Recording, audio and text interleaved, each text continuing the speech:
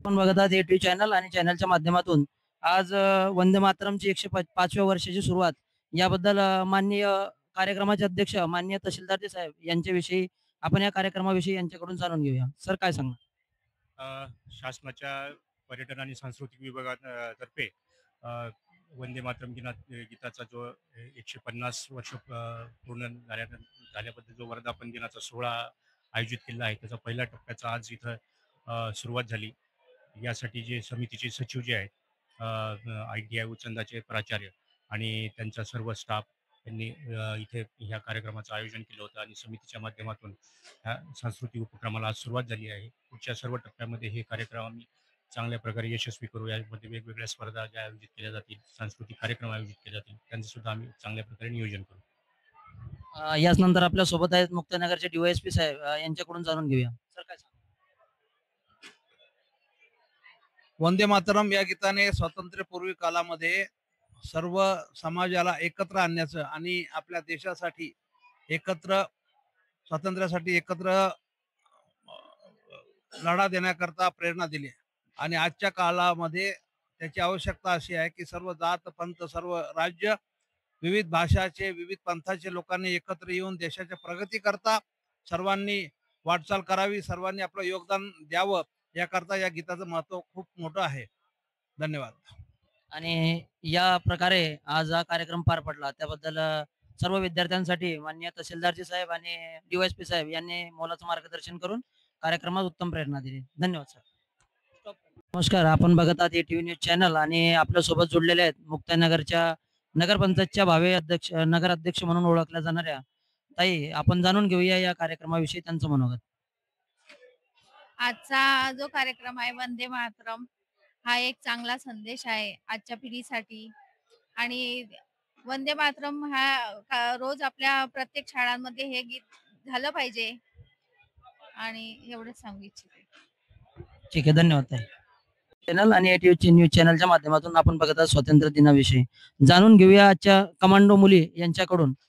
काय सांगणार ते आपण या कार्यक्रमाविषयी? वंदे मातरम ह्या आपला भारताचा एक भारत म्हणजे भारत आपली माता आहे म्हणून वंदे मातरम या गीताचा आज आपण कार्यक्रम केला आहे.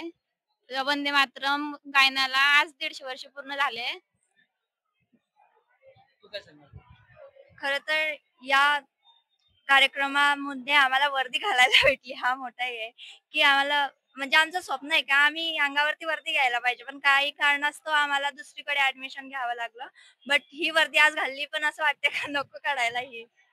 म्हणजे यावरनं असं लक्षात येते की यांना खूप मोलाचं मार्गदर्शन असं झालेलं आहे की यांना वर्दीसाठी जे तळमळता होती यांनी कमी वयामध्ये ही वर्दी घालून काहीतरी लोकांना संदेश पोहोचवण्याचं काम ही औद्योगिक प्रशिक्षण संस्था आज करत आहे, जे की फार मोलाचं मार्गदर्शन या काही शिक्षकांमुळे या विद्यार्थिनींना घडत आहे. आणि या विद्यार्थिनी आज बॉर्डरची दिशा म्हणजे जी काही पटनाट्यातून आपल्याला सादर करता येईल यांनी ती केलेली आहे.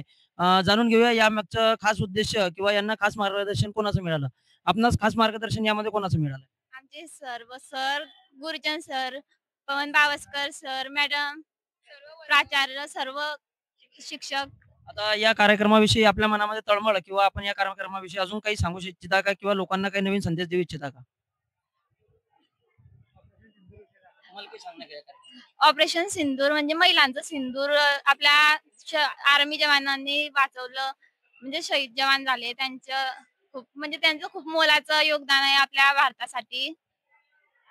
म्हणजे सिंदूरचाही प्रकार यामध्ये घेतलेला आहे या पटनाट्याद्वारे. तरी या मुलींना जे मार्गदर्शन लाभलं हे औद्योगिक प्रशिक्षण संस्था खूप मोलाचं मार्गदर्शन आणि लोकांपर्यंत एक चांगला संदेश पोहोचत आहे. त्याबद्दल त्यांचं ATV न्यूज चॅनल तर्फे सर्वांचं धन्यवाद. यानंतर आपल्या औद्योगिक प्रशिक्षण संस्थेचे प्राचार्य श्री तायडे सर आपलं मनोगत व्यक्त करतील या कार्यक्रमाविषयी. खरं म्हणजे वंदे मातरम हे नुसतंच गीत नाही, तर हे स्वातंत्र्यासाठी जे सैनिक लढले त्यांचं स्फूर्ती गीत आहे आणि त्यांना या गीतातूनच स्फूर्ती मिळाली आणि त्यामुळे आपण वंदे मातरम म्हणजे आपण स्वतंत्र भारतात आज स्वतंत्र आचार विचाराने राहू शकतो आहोत. आणि आपल्याला जे काही स्वातंत्र्य मिळालं ते वंदे मातरम गीताचा त्यामध्ये खूप मोठा मोलाचा वाटा आहे. आणि त्याचसोबत वंदे मातरम गीतामुळेच आपण भारत मातेची लेकरं आहोत हीच आपली ओळख निर्माण झाली. धन्यवाद सर. सेव कर दो भैया.